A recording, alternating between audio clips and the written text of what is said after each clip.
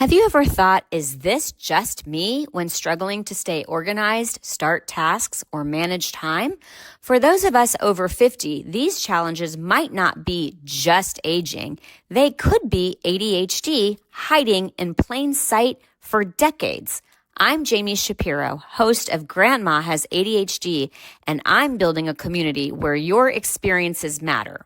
Whether you're diagnosed, questioning, or simply curious, you're not alone. Our Facebook group is filled with vibrant, understanding people over 50 who share their stories, strategies, and yes, even their struggles, with plenty of laughter along the way. Ready to find your people? Join our growing Grandma Has ADHD Facebook community. Please like and subscribe to the podcast wherever you listen and share it with someone who might need to hear they're not alone, because ADHD doesn't have an age limit and neither does understanding yourself better. Together, we're changing the conversation about ADHD after 50. Come be part of the story.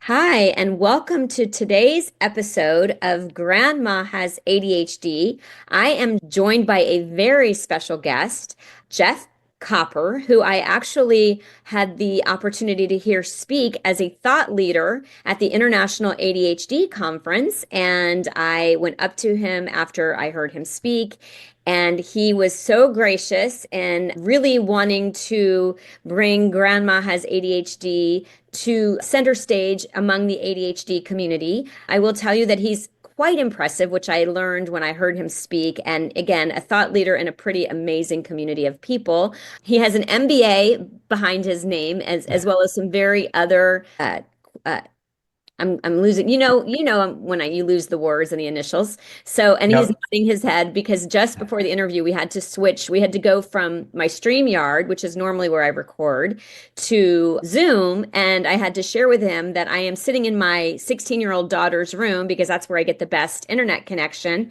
And I had to mask her messy room. And I said, but that ADHD community, they kind of get it. So it's a very forgiving space.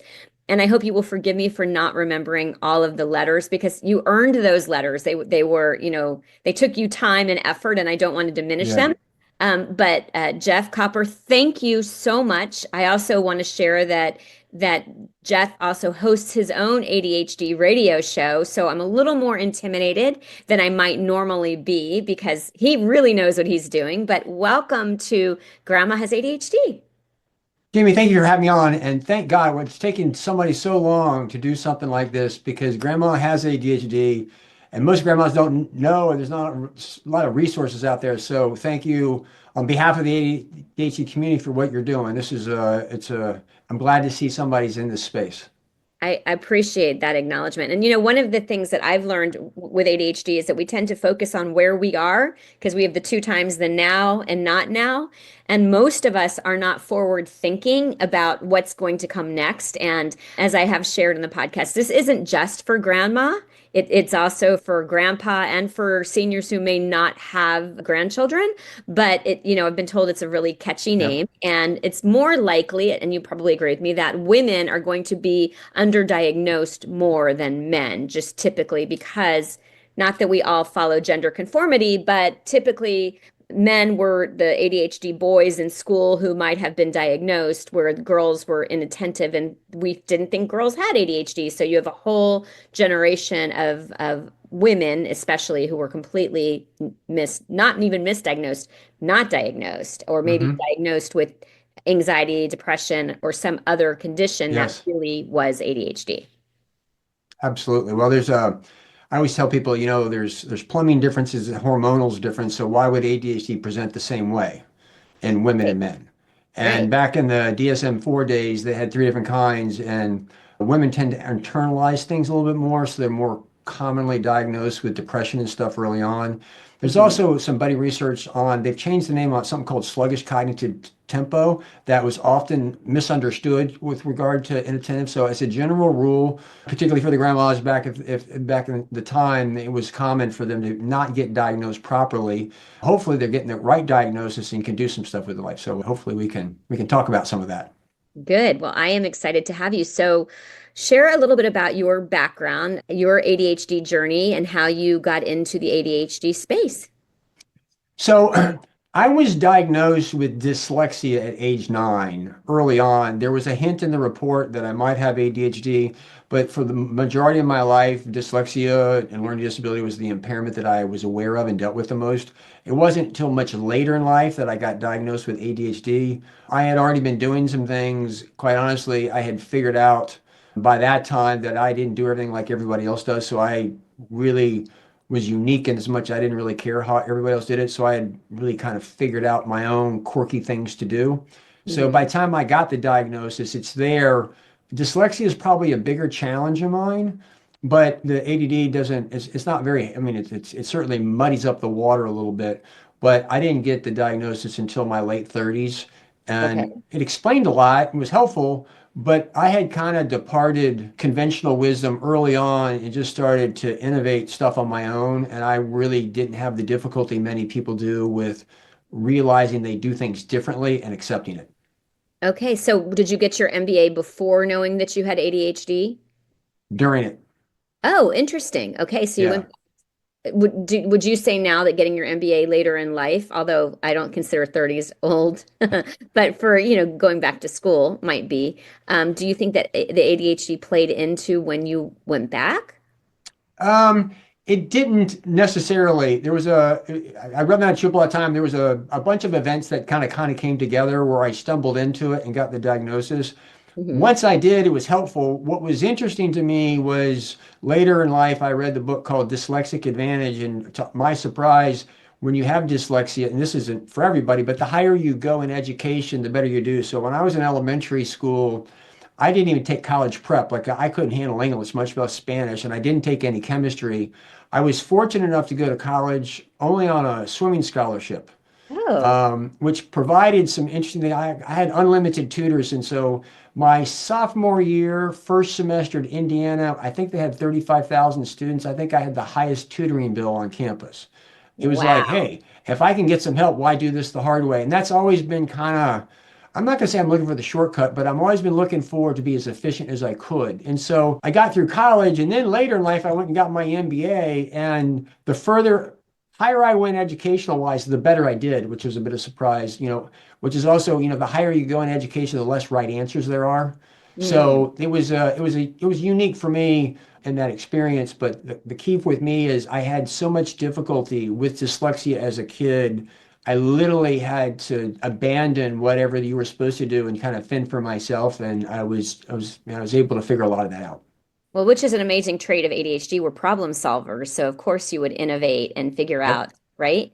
So, what would you say were good coping strategies? Because you said that the ADHD didn't impact you as much, but So like I remember, whenever reading's difficult to me because of my dyslexia, like if I'm looking at a B, I'll retrieve a D. So when you read a sentence, it might say boy, but I'll read doy. And then I got to go back and cognitively recipher all that stuff, which is kind of frustrating for me. And I Mhm. got into college, and of course, they're like, give him stuff that he likes, that he's interested in. That's the go-to type thing. But nobody really understood the cognitive effort it took for me. So I was my first semester in college, I was taking sociology of sport. Basically, they were teaching us sociology through the game of soccer.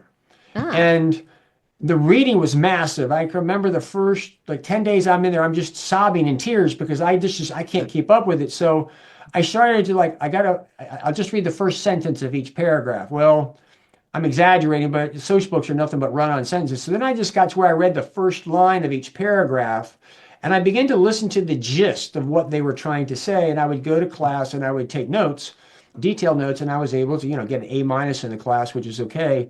And wow. so doing that was a way that I learned, just like I said, listen to the gist of what people say and not hang on their every word, which has actually been very helpful for me later in life.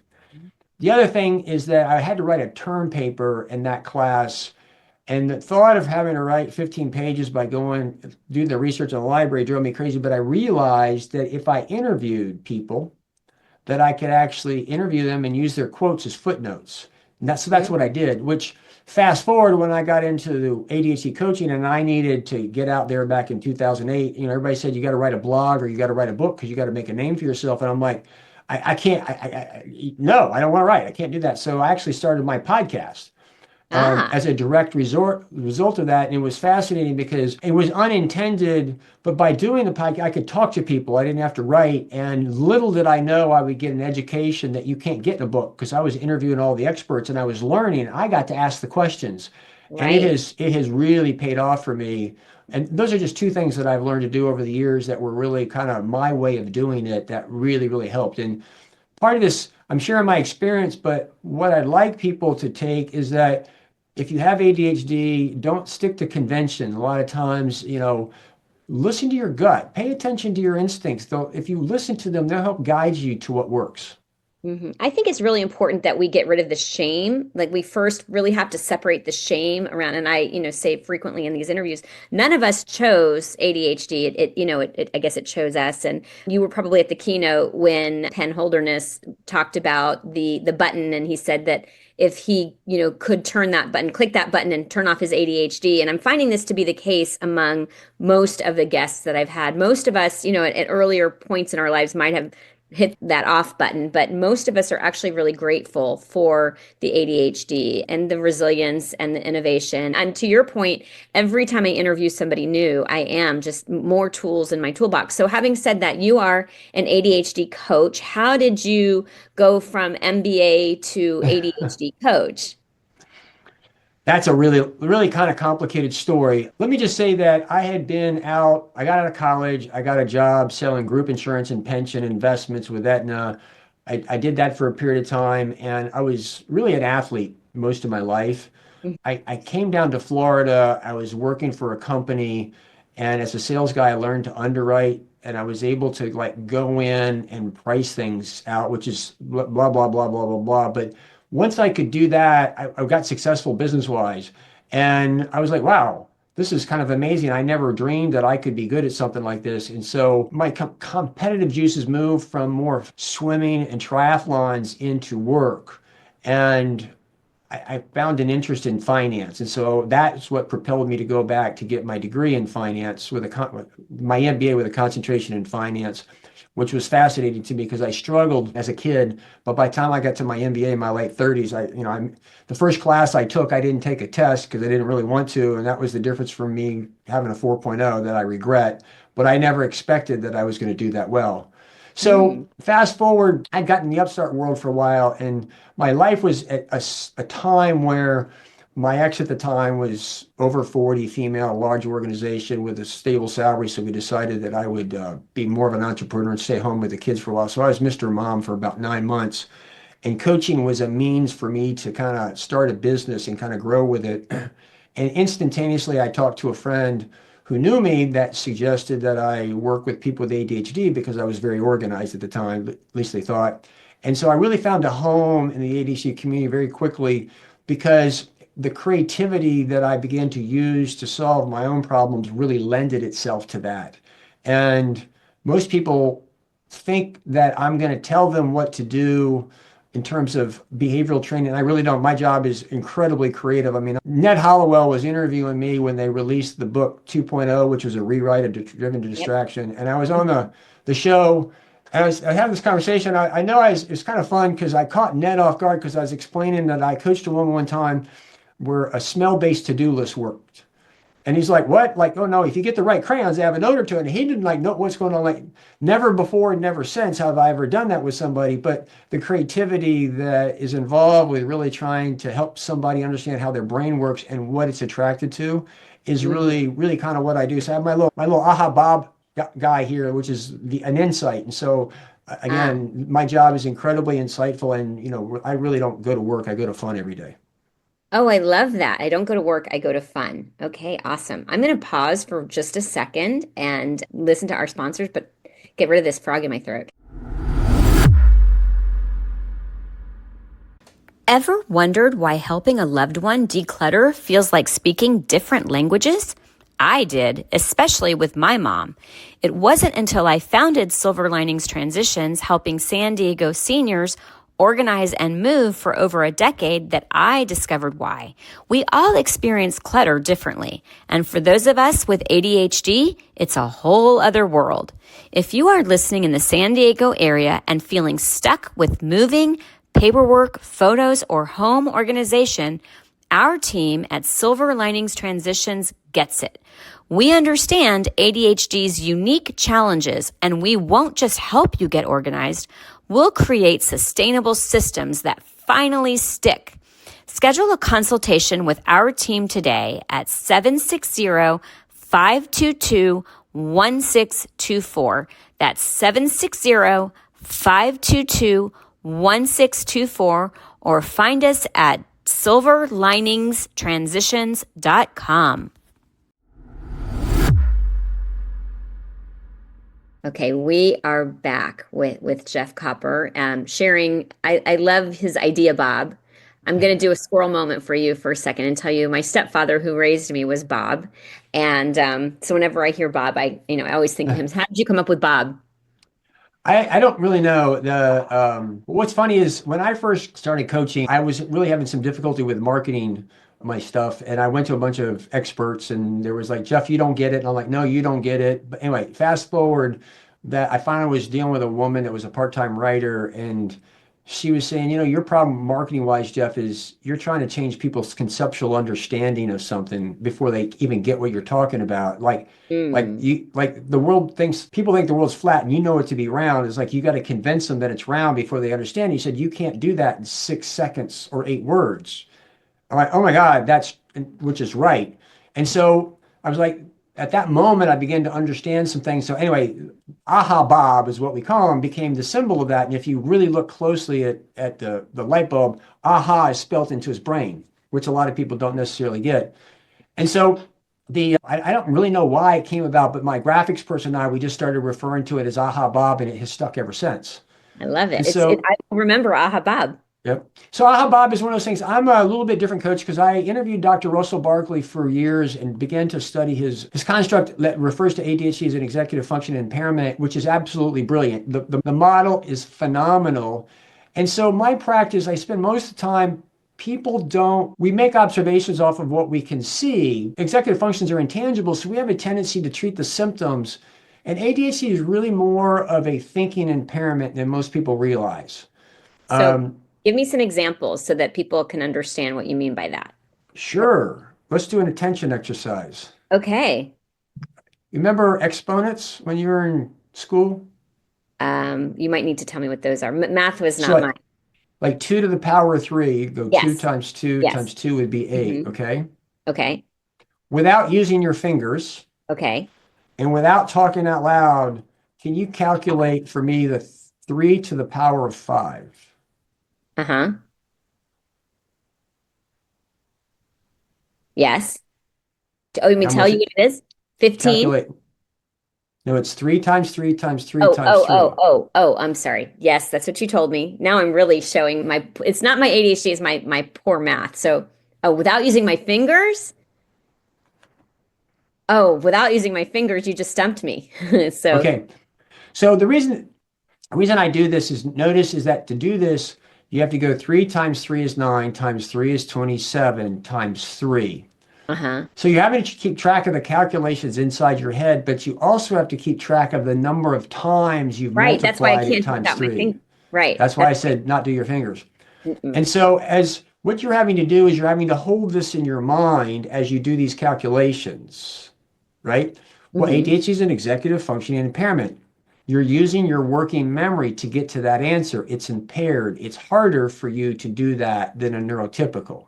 Now, what was fun was for the viewers and or listeners out there, you could hear in her voice, you had an emotional reaction when I tasked you with it. Emotional regulation is an executive function.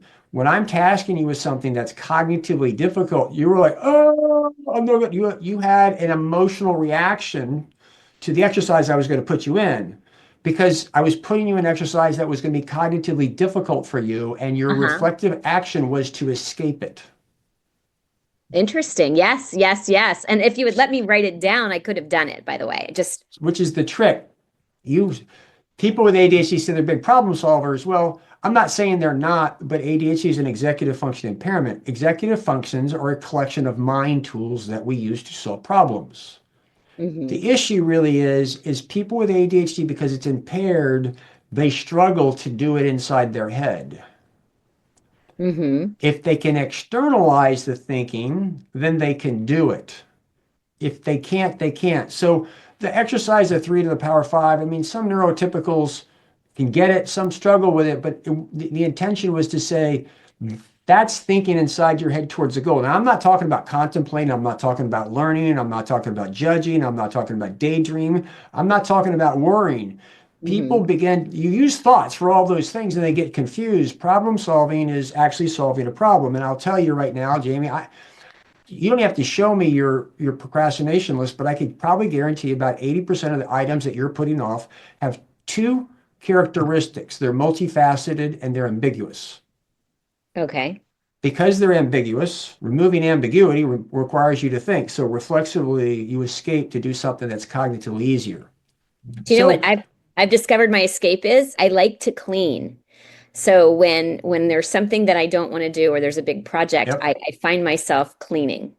So when I'm working with people, the aha really is it's a focus problem, but it's more of a problem solving impairment. And I'm a big proponent of behavioral training doesn't really work very well. You can train people's behavior, it's changeable, but impairments have an impact on behavior.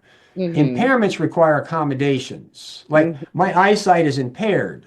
There's Mm-hmm. no amount of behavioral training that's going to enable me to read. If I have the accommodation, then I can read. So my aha Bob here is really about the aha is it's a focus problem, but we need to accommodate it as a thinking impairment, really more of a problem solving impairment if we're going to have lasting change. And that's very different from what conventional wisdom would have you do. But I can sit there and tell people like, quite frankly, have you ever noticed the correlation between uncertainty and avoidance? Um, It's huge. yes. There's also a correlation between clarity and motivation. Mm-hmm. As long as it's not boring.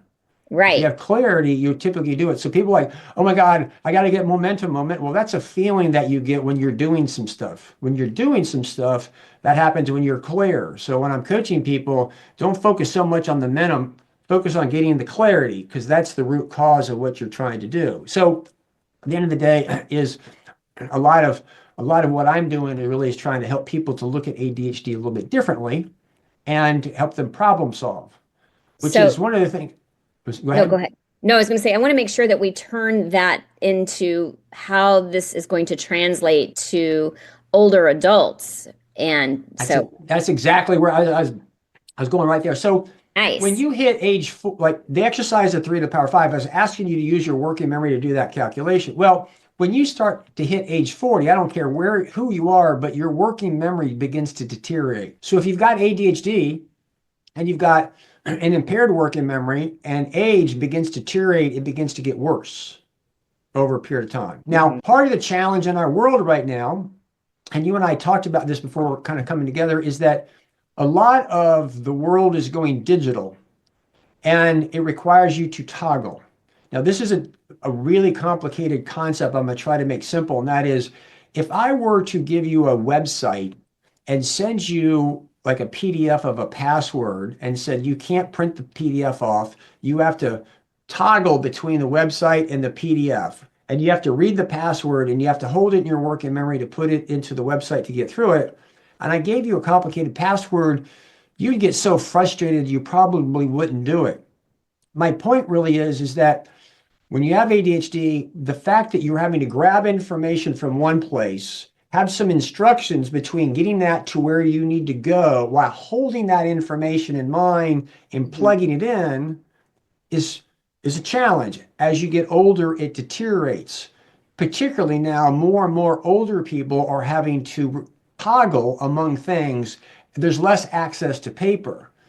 And Mhm. so one of the things that I'm a big advocate of what you're doing is heightening this to realize it's there, or even as something as simple as, have you noticed, like my mom is 81 years old and I dread every time Apple releases a new iOS because it changes the look and the feel. And my mom has to relearn that stuff. She doesn't have ADHD, but it's cognitively more difficult. So if you've Sure. got ADHD and you're in your 60s and 70s and you're having to toggle and the world is constantly changing, it's just a burden that's weighing. And that's why I'm a big fan of you. And I hooked you up with Wilma Fellman because she was started this years ago. We need more and more people to speak out. Now, Right. I believe is it Tim, whoever the CEO of Apple is. Recently, I found out that there's a new iOS that's pared down. It's very simple for older people. Oh, I that's haven't had a great. chance to explain it, but the fact that you're doing this to advocate, because if you have ADHD and you're older, it's taking this impairment, age is making it worse, and technology is making it 1,000 times worse. And they're trying to shame you into, well, why can't you use this technology? Well, it doesn't work like that. As you get older, the ability to learn deteriorates, your cognitive ability does, and all of a sudden you just feel like you're the one that's not getting it when in reality, there's neurotypicals that are suffering with this too. But again, that's why your work is so important to get the word out. Well, and I want to throw one more thing that you didn't mention, and that's the stigma that exists for especially that generation. And, Yes. I don't know. I know you have younger kids, younger than you are, obviously. My kids are 23, 21, and 16. And, they have an issue and they're all over the internet sharing, oh, this is my anxiety, this is whatever it is. But, the boomers and definitely the silent generation and then, the greatest generation, if they had a problem, they didn't go to therapy, they didn't address it. So, yes, I'm dealing with, all of the things that come with aging, the awareness of ADHD, and then also the I don't know that I want to share that I have this or go and get those accommodations that I need. But Yep. to your point, my life would be so much better if I could put these glasses on. My youngest was just actually diagnosed at 16. I didn't see it because it looks very different on all of my children. Two of my three have it.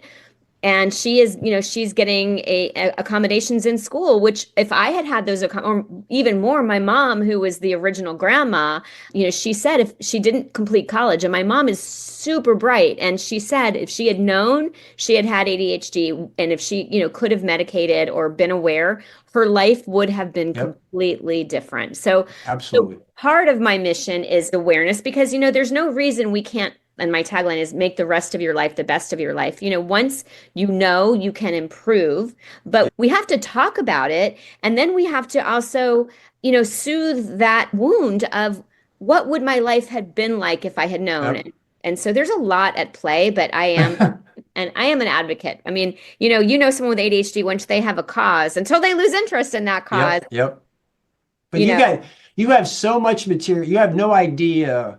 Like there's so many times. Like, so let's talk about the older generation. It's been stigmatized that ADHD is not a thing, and medications have been demonized, and everybody talks about these negative long-term impacts. I'm not going to say there's not an impact potentially, but also the long-term impact of you're twice as likely to get divorced, you're twice as likely to become disabled, higher divorce rates, lower performance in school, lower performance in work. I mean, it goes on and on and on. So there's the long-term implications of not taking the medications.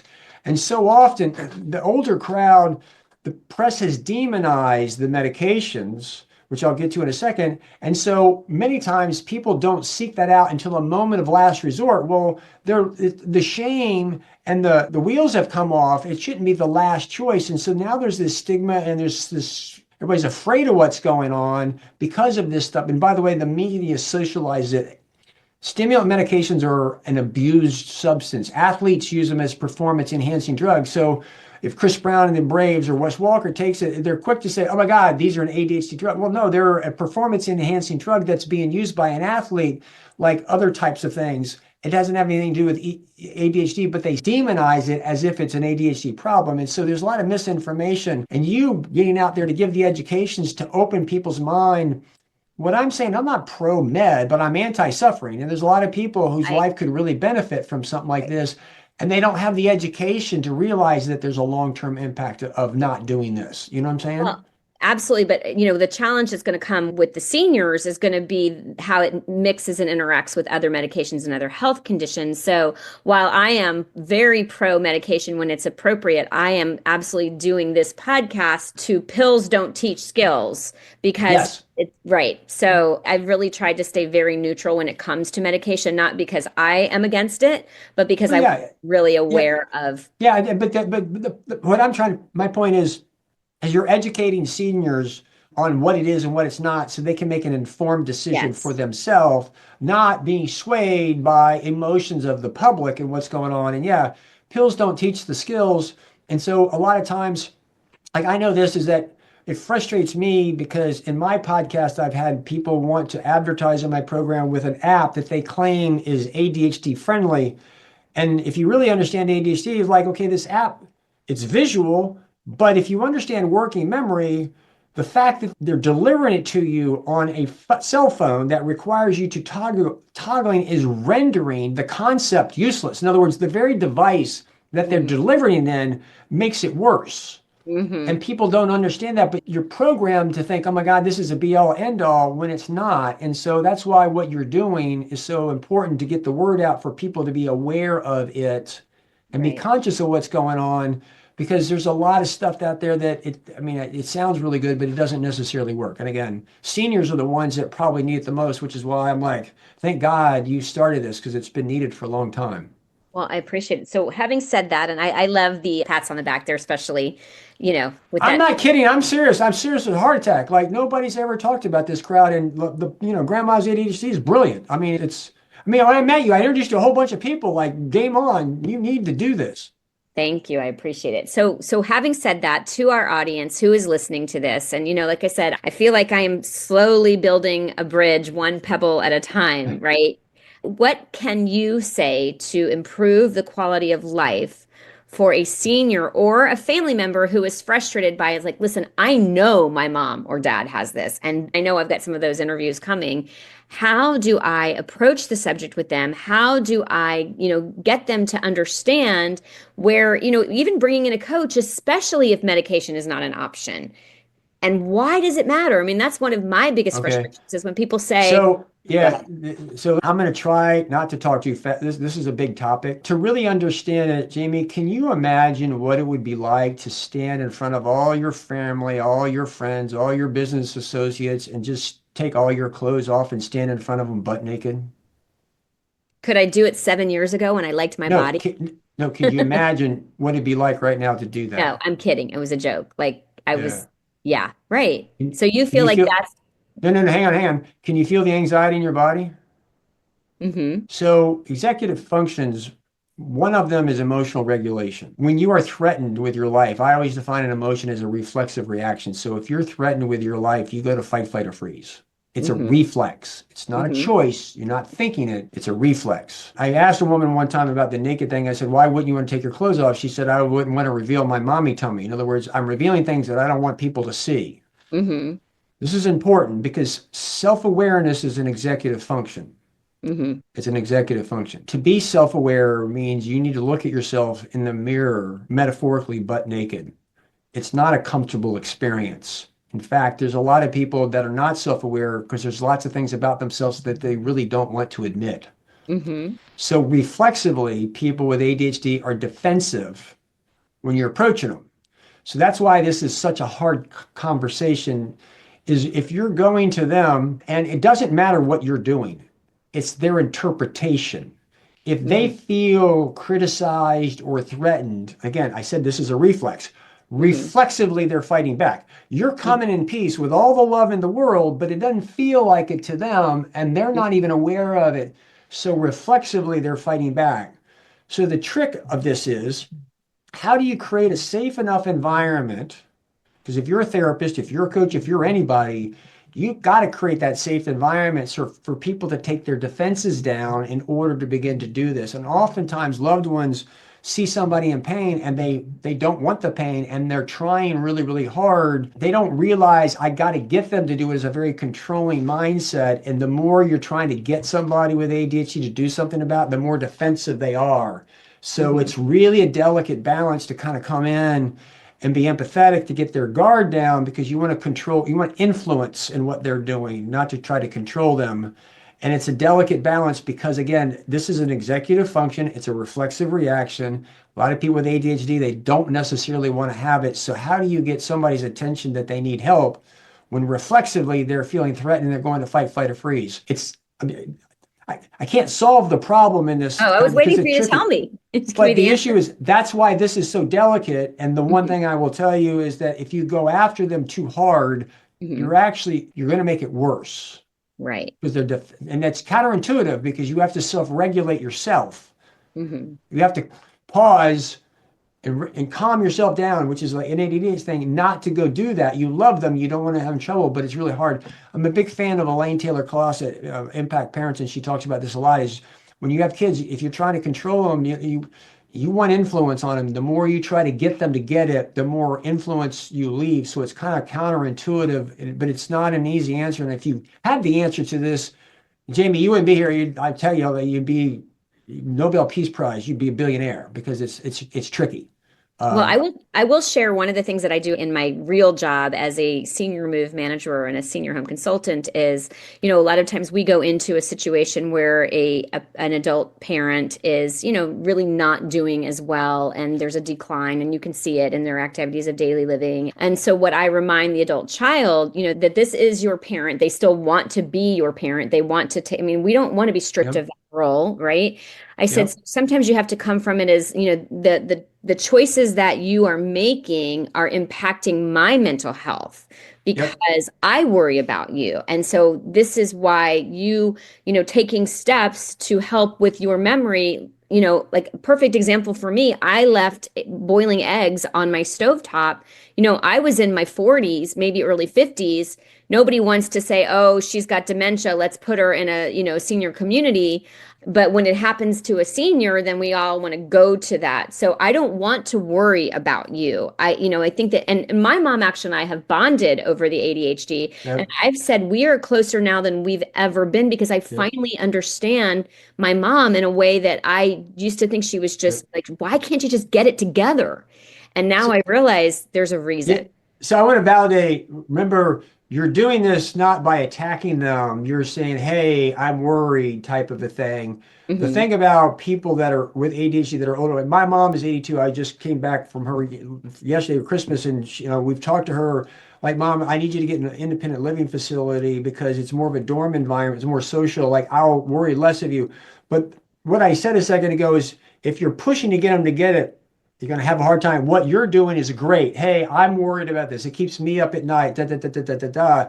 And you're not forcing them, that you're putting them in choice Hmm. and you're taking the guard down. So yeah, I 100% agree with that kind of mindset to approach it. Right. And I 100%. do want to I want to educate you. We call it the F word facility.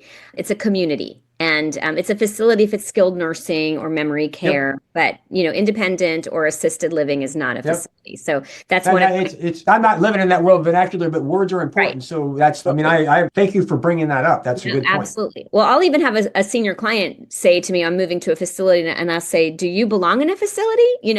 Yep. So this is where my worlds are intersecting. I've been working with Yep. seniors for more than 10 years and then discovered the ADHD, and then I put the two together as So I said this a couple of times before, just to correcting me on that is what we need. That's why I'm a big fan of what you're doing. It sounds subtle, but it's really important because it has a lot to do with mindset, which is why we need more of that. I don't deal in this space very much, but Jami, what you're doing is really needed and you're doing a great job. I really appreciate it. And I really appreciate you having me there. First of all, how can anybody who's listening and wants to work with you give me a little bit about your coaching practice, and Okay. then we'll give them, how they can find you. Well, if you go to Dig Coaching Practice, Dig or DIG. digcoaching.com. That's my website. You can access my podcast, my YouTube channel, everything that's there.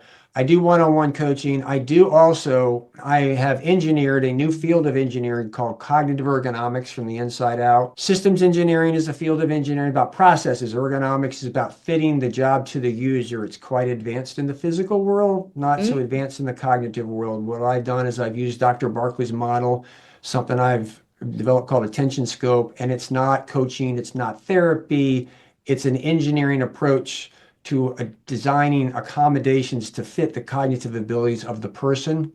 It's really good for therapists, teachers, disability specialists, etc. It is really good for people with ADHD, unless if you've dealt with a lot of shame in your life, it's a bad class to take. It can actually create some harm, but it's a very black and white approach. And my hope is that it will become the catalyst for Americans with Disabilities Act to incorporate accommodations, which are hidden in plain sight, but nobody's ever been to find them at the level to legitimize them. And so it's something I'm excited about. But again, all that's a lot of blah, blah, blah, blah. At the end of the day, digcoaching.com is my website, and you get lost on the website. There's so much information. But anyway, we do what we do to help you. I really appreciated your enthusiasm when we met at conference, and then your willingness to introduce me to the people. I really want Dr. Ned Hallowell on he's the first person that I started listening to when I discovered my own ADHD. So he's my gold star at the top of the tree that I am trying to win over. But there are just so many amazing people in this space. And that's one of my favorite things about doing this podcast now is, I'm trying to, in trying to reduce the stigma around ADHD, is like, we are incredibly bright, funny people that, in fact, when I ask someone if I think, when I ask if they think they may have ADHD, I always tell them it's a compliment. Like, really, it's a compliment. So thank you so much for taking to be on my podcast. Appreciate it. All right. Thanks so much to everybody who listened. We're going to have information for finding Jeff Copper of Dig Coaching Practice in the show notes. And thanks for joining.